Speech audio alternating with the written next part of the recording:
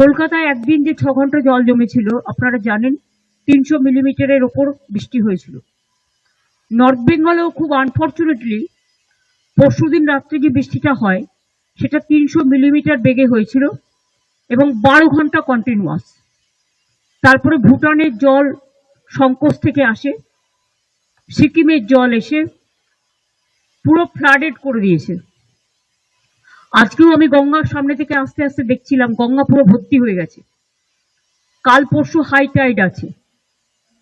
কথা হচ্ছে আমি কতটা রাজ্যের আমরা জল সামলাবো। বিহারে বৃষ্টি হলে জল চলে আসছে ফরাক্কা দিয়ে, ইউপিতে বৃষ্টি হলে ফরাক্কা দিয়ে জল চলে আসছে গঙ্গায়, গঙ্গা টুবু হয়ে যাচ্ছে। আমাদের জলটা যাবে কোথায়? এখানে জল বৃষ্টি বেশি হলে। তারপরে ধরুন ডিবিসি তো ইচ্ছে মতো জল ছাড়ছে, পুরোটা নিজেদের খালি করে দিয়ে নিজেদের বাঁচাচ্ছে, ঝাড়খণ্ডকে বাঁচাচ্ছে। ঝাড়খণ্ড বাঁচুক আমি চাই, কিন্তু তোমরা সিলট্রেশন করছো না কেন? ডিসিলট্রেশন করছো না কেন?